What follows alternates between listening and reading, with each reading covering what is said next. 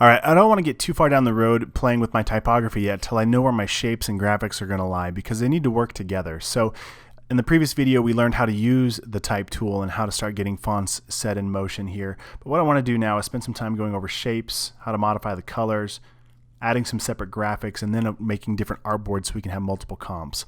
So right now what I'm going to do is just create a background. I'm going to hit the letter M to get my rectangle tool selected here, and hold down the space bar to drag up a little bit.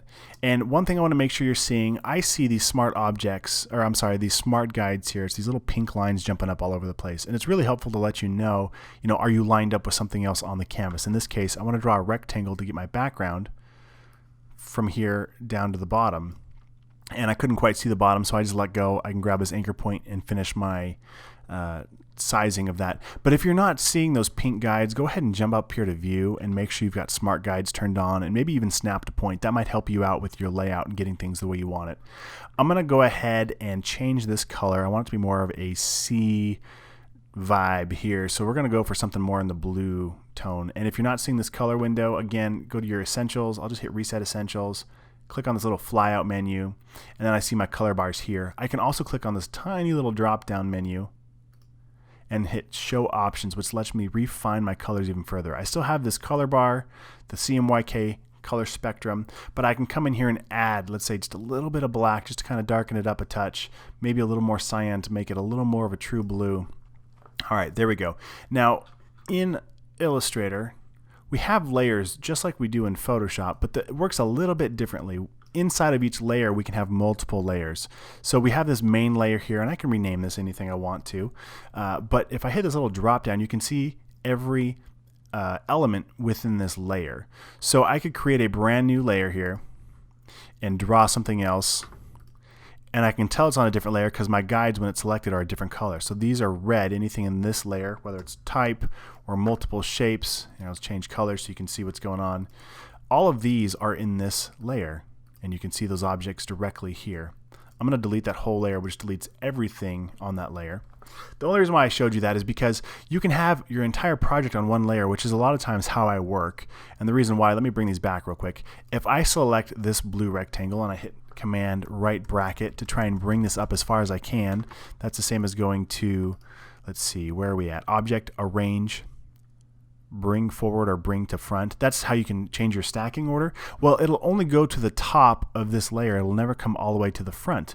Well, a lot of times when I'm working in Illustrator, I'm creating logos or shapes or different things, and I want to work quickly. So rather than using multiple layers for what I do, and some people would advise against this, you can work with however you want, but I like to keep everything on one layer, and then that way I can quickly, so I've got this selected, I'm going to hit Command and the left bracket, it's the one right to the right of the letter P on your keyboard.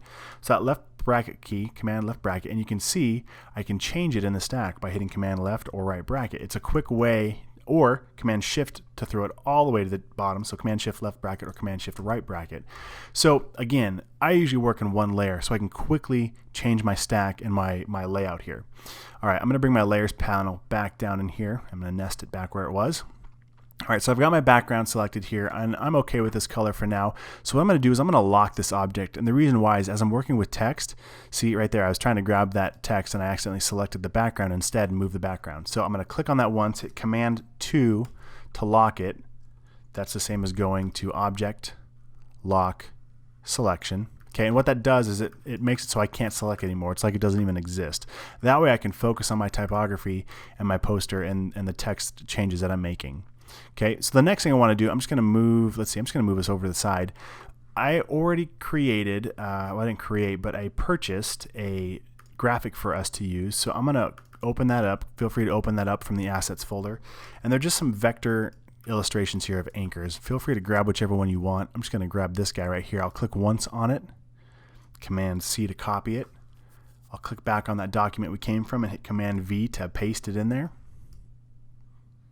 And now I can click and drag to resize this, but you can see I'm having a hard time really even seeing it because there are so many anchor points. Like the entire thing looks blue. It's one big selection. It's really a brown anchor, but as I zoom out, you couldn't tell that because there's too many anchor points going on. So I'm going to hit Command H, Control H on a PC, and that's going to hide those anchor points. They're still there. My item's still selected. If I hover over it, you see I still have these bounding box around it selected.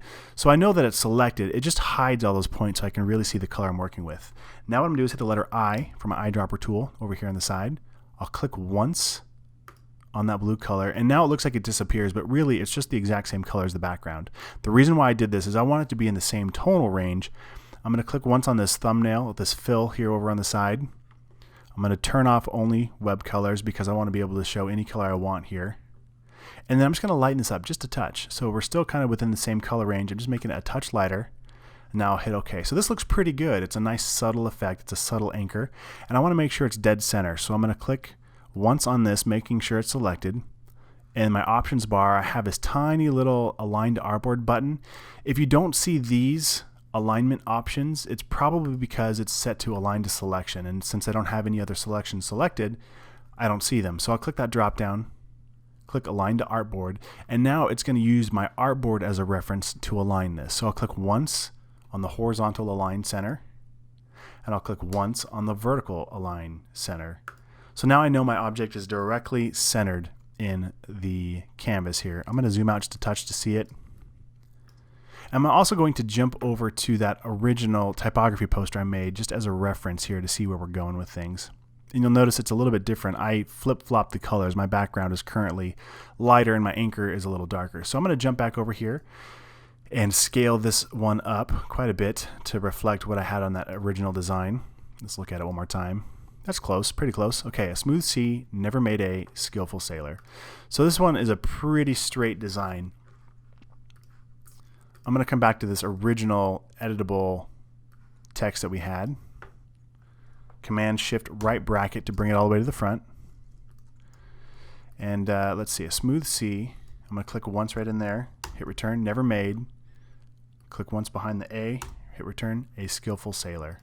And now what I can do, actually I'm going to highlight all this, Command A to copy.